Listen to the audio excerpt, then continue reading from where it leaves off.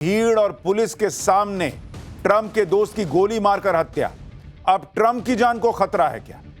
पहले ट्रंप पर गोली चली, अब दोस्त का खुला मर्डर। अमेरिका के खौफनाक शूटआउट का पूरा सच क्या है?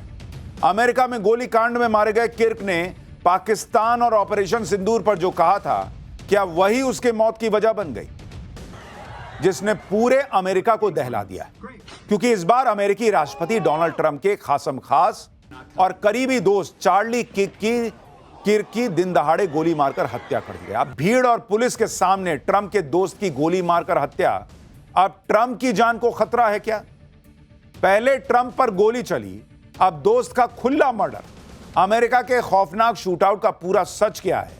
अमेरिका में गोली कांड में मारे गए किर्क ने पाक और ऑपरेशन सिंदूर पर जो कहा, वही मौत की वजह बना क्या? अब इसका चैप्टर खोल रहा हूं। गन कल्चर वाले अमेरिका में एक बड़ा गोली कांड हुआ है, जिसने पूरे अमेरिका को दहला दिया। क्योंकि इस बार अमेरिकी राष्ट्रपति डोनाल्ड ट्रंप के खासम खास और करीबी दोस्त चार्ली किर्क की दिन दहाड़े गोली मारकर हत्या कर दी गई। आप देख रहे हैं बॉस, पब्लिक है, भीड़ है, सिक्योरिटी है, धान से गोली लगी, मर गया भाई।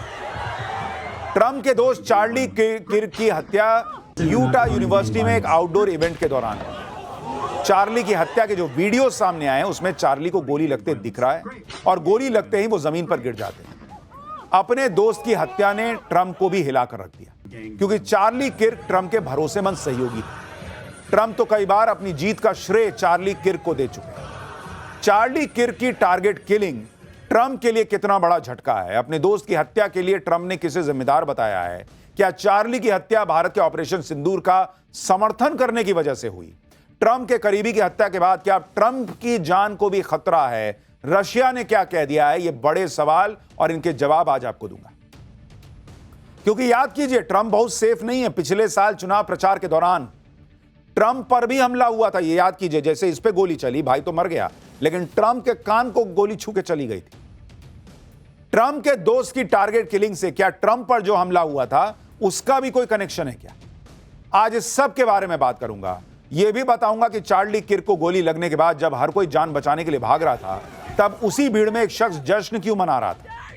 ट्रंप के दोस्त की हत्या के बाद मौके से जिस संदिग्ध हत्यारे को हिरासत में लिया गया, उसे बाद में रिहा क्यों कर दिया गया? चार्ली किर्क के उन बयानों को भी सुनवाऊंगा जिन्हें उनकी हत्या का कारण बताया जा रहा है। अमेरिका के खौफनाक शूटआउट का पूरा सच क्या है? अब इसका चैप्टर खोलता हूं, लेकिन पहले जो हुआ है उसकी एक झलक देखिए, जिससे ट्रंप भी सदमे में भी हैं और गुस्से में भी। अमेरिका में राष्ट्रपति ट्रंप के करीबी सहयोगी और दोस्त चार्ली किर्क की दिन दहाड़े गोली मारकर हत्या कर दी, और इसके अलग अलग एंगल से वीडियो हैं। आप देखिए वो बैठा हुआ और कैसे गोली लगी। आप जैसे ये वीडियो देखिए, किर्क यूटा यूनिवर्सिटी के कार्यक्रम में थे, तभी गोली की आवाज आती है। गोली सीधे किर्क के गले में लगती है और गले से खून की धार फूट पड़ती है और किर्क गिर जाता है। चार्ली किर्क के हत्या का ये वीडियो देखकर हर कोई हैरान। चार्ली एक सफेद टेंट के नीचे बैठकर बोल रहे थे और तभी गोली सीधे आकर उनकी गर्दन पर लगी और वो कुर्सी से गिर पड़े। ट्रंप के दोस्त चार्ली किर्क को उस वक्त गोली मारी गई जब वो 10 सितंबर की दोपहर यूटा यूनिवर्सिटी में मास शूटिंग के बारे में एक सवाल का जवाब दे रहे थे, लेकिन वो पूरा जवाब दे पाते उससे पहले ही गोली चल गई और उनकी जान चली गई। इस वीडियो में यह दिखता है कि किस तरह से उनकी हत्या हुई और सारे लोग वहीं पर मौजूद थे और हड़कंप मच गया। चार्ली किर्क की हत्या ट्रंप के लिए कितना जबरदस्त झटका है और अपने दोस्त की हत्या से ट्रंप कैसे आग बबूला हो गए हैं, वो आपको बताऊंगा। लेकिन पहले आप ये देखिए कि ट्रंप के दोस्त चार्ली किर्क को भी उसी तरह गोली मारी गई जैसे पिछले साल इलेक्शन कैंपेन के दौरान ट्रंप को पेंसिल्वेनिया में निशाना बनाया गया था। तब गोली ट्रंप के दाहिने कान को छूते हुए निकल गई थी और ट्रंप खुशकिस्मत थे कि बाल बाल बच गए थे। लेकिन ट्रंप के दोस्त चार्ली की किस्मत इतनी अच्छी नहीं थी, क्योंकि गोली सीधे उनके गले में लगी और मौके पे ही चार्ली की मौत हो गई। आप दोनों तस्वीरें गौर कीजिए बॉस, कैसे डोनाल्ड ट्रंप पे गोली चली थी और कैसे चार्ली पे गोली चली है। और इसीलिए सवाल उठ रहा है कि क्या अब डोनाल्ड ट्रंप की जान को खतरा है? ट्रंप को भी शार्प शूटर ने एक बिल्डिंग की छत से स्नाइपर राइफल से निशाना बनाया था और चार्ली किर्क को भी इसी तरह गोली मारी गई। चार्ली को गोली लगने के बाद हमलावर को एक ऊंची बिल्डिंग की छत पर स्पॉट किया गया, जो गोली चलाने के बाद भागते हुए कैमरे में रिकॉर्ड हुआ। चार्ली किर्क की हत्या से अमेरिका में हड़कंप मचा हुआ है। चार्ली की हत्या ट्रंप के लिए एक बड़ा झटका है, ट्रंप को चार्ली अपना कितना भरोसेमंद दोस्त मानते थे, इसका अंदाजा आप इसी बात से लगाइए कि चार्ली एक सोशल एक्टिविस्ट थे, कोई बड़े नेता नहीं थे, लेकिन अपने दोस्त चार्ली किर्क की हत्या को ट्रंप ने अमेरिका के लिए काला दिन बताया। अमेरिका में 14 सितंबर तक राष्ट्रीय शोक की घोषणा कर दी गई है और पूरे अमेरिका में राष्ट्रीय झंडे को आधा झुकाने का आदेश ट्रंप ने दिया है। अपने दोस्त की हत्या के बाद ट्रंप दुखी भी हैं और आग बबूला भी। ट्रंप ने क्या कहा, एक बार सुनिए, फिर आपको बताता हूं कि चार्ली की हत्या ट्रंप के लिए कितना बड़ा लॉस है और चार्ली ने ऑपरेशन सिंदूर, पाकिस्तान, आतंकवादियों पर ऐसा क्या कहा था जो उनकी हत्या की वजह हो सकती है क्या? I am filled with grief and anger at the heinous assassination of Charlie Kirk on a college campus in Utah. Charlie inspired millions, and tonight all who knew him and loved him are united in shock and horror. He fought for liberty, democracy, justice, and the American people. He's a martyr for truth and freedom, and there's never been anyone who was so respected by youth. Charlie की हत्या को Trump के लिए बड़ा झटका माना जा रहा है क्योंकि ट्रंप के राष्ट्रपति बनने में चार्ली किर्क की बड़ी भूमिका थी। आप ये जो वीडियो देख रहे हैं, इससे अंदाजा लगाइए कि सिर्फ 31 साल के चार्ली और 79 साल के ट्रंप के बीच कितनी गहरी दोस्ती थी। शिकागो से ताल्लुक रखने वाले चार्ली किर्क अमेरिका में जाने माने राइट विंग एक्टिविस्ट थे। उन्होंने 18 साल की उम्र में टर्निंग पॉइंट यूएस की स्थापना की, जो अमेरिका की सबसे बड़ी कंजर्वेटिव मूवमेंट है। चार्ली की इसी संस्था ने 2024 के चुनाव में घर घर जाकर ट्रंप के लिए मतदाता अभियान चलाया था। किर्क ने 2020 में द मागा डॉक्ट्रिन किताब लिखी थी, जिसमें ट्रंप के मेक अमेरिका ग्रेट अगेन का जिक्र था। चार्ली किर्क ने ट्रंप के समर्थन में get out the vote campaign भी चलाया था, जिसके जरिए उन्होंने वोटर्स को एकजुट किया था जो आमतौर पर वोट करने नहीं निकलते। किर्क के पास ग्रेजुएशन की डिग्री नहीं थी, लेकिन उन्होंने अमेरिका के युवा वोटर्स, कॉलेज स्टूडेंट्स को ट्रंप की रिपब्लिकन पार्टी से जोड़ने में बड़ी भूमिका निभाई। 2024 में ट्रंप की जीत के लिए चार्ली ने एड़ी चोटी का जोर लगा दिया था।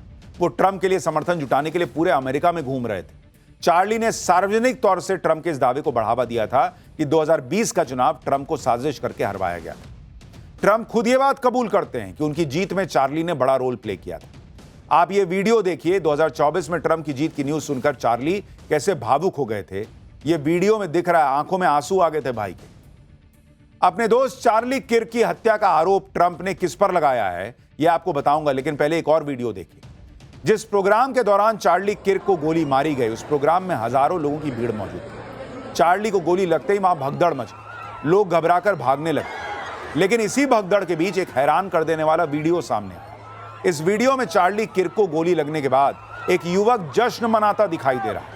कहा जा रहा है कि यह युवक वामपंथी विचारधारा वाली लिबरल पार्टी का कार्यकर्ता है, जो चार्ली को गोली लगने के बाद खुशी जता रहा है। ये देखिए कैसे नाच रहा है। चार्ली किर्क की हत्या क्यों हुई, इसमें किसका हाथ है, यह अभी बड़ा सवाल है, क्योंकि चार्ली का किलर अभी भी पुलिस की पकड़ से बाहर। हालांकि पहले खबर आई थी कि चार्ली के हत्यारे को मौके से गिरफ्तार कर लिया गया, जिसका एक वीडियो भी सामने आया था कि यही तो नहीं है किलर। पुलिस वाले एक शख्स को पकड़ के ले जाते दिख रहे हैं, जिसे पहले चार्ली का संदिग्ध हत्यारा बताया गया, लेकिन पूछताछ के बाद इस शख्स को रिहा कर दिया गया। ट्रंप ने कहा है कि वो हत्यारे को ढूंढकर सजा दिलवा कर रहे हैं। दावा किया जा रहा है कि चार्ली को उनकी विचारधारा की वजह से मारा गया, क्योंकि चार्ली किर्क अपने दक्षिणपंथी विचारों की वजह से हमेशा लिबरल्स यानी वामपंथियों के निशाने पर रहते थे। चार्ली अमेरिका में नस्लीय भेदभाव खत्म करने वाले सिविल राइट्स एक्ट की आलोचना करते थे। चार्ली ने गाजा में इजरायल के हमलों का समर्थन किया था। चार्ली अमेरिका में महिलाओं को गर्भपात के अधिकार का भी विरोध करते थे। चार्ली गुलामी प्रथा के समर्थन में थे, बयान देते थे। चार्ली अमेरिका में गन कल्चर के भी समर्थक थे। उन्होंने कई बार खुलकर कहा था कि हथियार रखने की आजादी बचाए रखने के लिए हर साल कुछ गन डेथ्स होने सामान्य बात है। संयोग देखिए कि जब उनकी गोली मारकर हत्या की गई, तब चार्ली अमेरिका में सामूहिक गोलीबारी की घटनाओं पर ही एक सवाल का जवाब दे रहे थे। किर्क की सोशल मीडिया पर जबरदस्त फॉलोइंग थी। उनके radio show the Charlie Kirk show को हर महीने 5 लाख से ज्यादा लोग सुनते थे। इसी शो में उन्होंने भारत के ऑपरेशन सिंदूर का समर्थन किया था और पाकिस्तान को आतंकी देश तक बताया था। सुनिए एक बार। यानी चार्ली ने साफ साफ कहा था कि भारत जो है वो पाकिस्तान के खिलाफ जो लड़ाई लड़ रहा है, वो आतंकवाद के खिलाफ लड़ाई। चार्ली किर्क अमेरिका में बढ़ती इस्लामिक कट्टरपंथ के भी विरोधी थे। उनका मानना था कि अमेरिका में वामपंथी इस्लाम का इस्तेमाल करके अमेरिका को बर्बाद कर देना चाहते हैं, और यह बात वो अपने कार्यक्रमों में खुलेआम कह देते थे। सुनिए एक बार। यानी चार्ली किर्क अपने मन में बात नहीं रखते थे, खुलकर बोल देते थे, चाहे वो ऑपरेशन सिंदूर पे बोलना हो, इस्लामिक आतंकवाद शब्द का इस्तेमाल करना हो, अमेरिका में इस्लाम को बढ़ावा दिया जाना हो, या फिर 5 बार हमें नमाज क्यों सुननी चाहिए अमेरिका के अंदर। इस तरह की बातें वो कर देते थे, बोल देते थे। और इसलिए सवाल उठ रहा है कि क्या इसी वजह से उन्हें गोली मार दी गई, वामपंथियों को यह बात पसंद नहीं आई, क्या ट्रंप की जान को भी खतरा है। तमाम बातें हैं जो जांच के बाद ही साफ हो पाएंगी। पाठशाला में अगली क्लास, जिसमें बात नेपाल की। जान बचाकर भागे चीनी कठपुतली ओली का सनसनीखेज दावा। नेपाल में बवाल भारत ने करवाया क्या, सच क्या है इसका? आंदोलन नेपाल के जेनजी का, लेकिन आंदोलन में पैसा किसका लगा? पर्दे के पीछे का खिलाड़ी कौन है? नेपाल का अगला प्रधानमंत्री कौन? जेनजी और सेना के बीच भी अब बवाल होने वाला है क्या? नेपाल में तख्ता पलट करने वाला जेनजी अब यह तय नहीं कर पा रहा है कि नेपाल की सत्ता कौन संभालेगा, वहां नया प्रधानमंत्री कौन बनेगा, यह आज भी क्लियर नहीं हुआ। लेकिन जिस तरह से पूरे आंदोलन में हिंसा भड़की, उससे हमने पाठशाला में कह दिया था कि लगता है आंदोलन को किसी ने हाईजैक कर लिया है। आज यही बात जो हमने आपको पाठशाला में डे 1 कही थी, वही बात नेपाल में आंदोलन करने वाले जेनजी के लोग कह रहे हैं कि भाई हमारा आंदोलन हाईजैक हो गया। जेनजी की तरफ से कहा गया कि हिंसा और आगजनी में जेनजी से जुड़े लोगों का कोई हाथ नहीं है, आंदोलन को मौका परस्त तत्वों ने हाईजैक कर लिया है।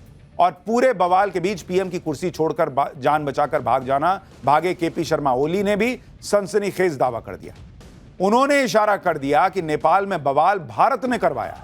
लेकिन इसका सच क्या है, आज आपको विस्तार से बताऊंगा। नेपाल में तख्ता पलट करने वाले जेनजी के पीछे कौन सी ताकत है, पर्दे के पीछे के खिलाड़ी कौन है। इसके अलावा नेपाल के नए पीएम को लेकर जेनजी और नेपाल आर्मी के बीच छिड़ते बवाल की भी बात हो। लेकिन पहले नेपाल में आज जो हुआ है उसकी भी झलक दी। नेपाल में तख्ता पलट हुए 2 दिन हो चुके हैं, लेकिन अंतरिम पीएम पर सहमति नहीं बन पाई, और इसी को लेकर आज नेपाली आर्मी के मुख्यालय में मैराथन बैठक चली। इस बैठक में पीएम के नाम को लेकर तो कोई फैसला नहीं हुआ, लेकिन जेनजी के आंदोलनकारी पीएम के नाम को लेकर 2 गुटों में बंट गए।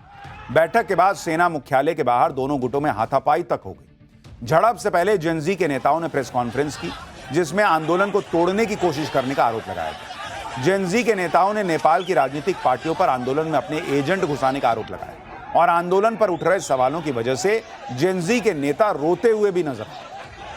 लेकिन कैसे ये जेनजी के लोग आपस में भिड़ गए, उसकी तस्वीर आप देखिए। जेनजी आंदोलन में यह बिखराव तब दिखना शुरू हुआ जब नेपाल के पूर्व पीएम केपी शर्मा ओली के नाम से एक चिट्ठी सोशल मीडिया पर वायरल हुई, और नेपाल में हुई क्रांति का ठीकरा भारत पर फोड़ने का प्रयास हुआ। चिट्ठी में लिखा गया कि डियर जेनजी, आज मैं शिवपुरी के इस एकांत सुरक्षा क्षेत्र में नेपाली सेना के सैनिकों से घिरा बैठा हूं और तुम्हें याद कर रहा हूं। सरकारी कार्यालयों में आगजनी और तोड़फोड़ अचानक नहीं हुई, आपके मासूम चेहरों का इस्तेमाल गुमराह करने के लिए किया जा रहा है।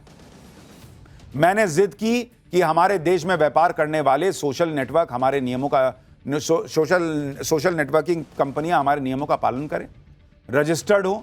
मैंने जिद की कि लिपुलेख, काला पानी और लिम्पियाधुरा हमारे हैं। मैंने जिद की कि जैसा कि शास्त्रों में कहा गया है, भगवान श्री राम का जन्म भारत में नहीं बल्कि नेपाल में हुआ था। अगर मैं अपनी इन जिदों से पीछे हट जाता तो मुझे कई और अवसर मिलते, बहुत कुछ मिलता। अगर मैंने लिम्पियाधुरा समेत नेपाल का नक्शा संयुक्त राष्ट्र को नहीं भेजा होता या दूसरों को अपनी मनमानी चलाने दी होती, तो मेरी जिंदगी किसी और ही दिशा में जा रही होती। यानी इन्होंने इशारों में कह दिया कि मैं भारत के हिसाब से नहीं चला, इसलिए ऐसा हो गया। मैंने प्रभु श्री राम की जन्मस्थली नेपाल में बता दी, इसलिए ऐसा हो गया। अरे जाओ, यहां भारत अमेरिका से भिड़ा बैठा है, उसको यही काम बचा है कि वो नेपाल में, जिससे भारत के इतने अच्छे संबंध हैं, रोटी बेटी का रिश्ता है, वहां आग लगा देगा भारत।